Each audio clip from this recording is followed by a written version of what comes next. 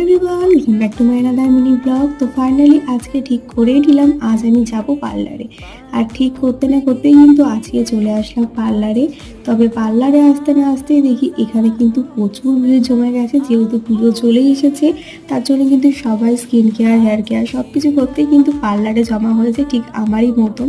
তবে এখানে এসে প্রায় 1 ঘন্টা আমাদের ওয়েট করতে হয়েছে। 1 ঘন্টা ওয়েট করার পর কিন্তু আমি আমার লাইন পাবো পাবো করেও পেলাম না। তো ফাইনালি দেখো, এই হেয়ার কাটিংটার পরে কিন্তু আমি আমার লাইনটা পেলাম। 1 ঘন্টা ওয়েট করার পর ফাইনালি আমার আইব্রোসটা প্রথমে করা হলো, তারপর কিন্তু এখন হেয়ার কাটিং করার জন্য বসিয়ে দিয়েছে। তো দেখো এখানে দিদিভাই আমার হেয়ার কাটিংটা করছে।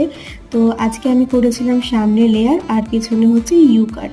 তো দিদিভাই আমাকে এই কাটটা সাজেস্ট করলো, তাই এটাই করলাম। তো যাই হোক, এই করেই কিন্তু আজকে পার্লারের কাজ আমার শেষ হলো। কেমন লাগছে হেয়ার কাটিংটা তোমরা কিন্তু জানাতে কেউ ভুলো না।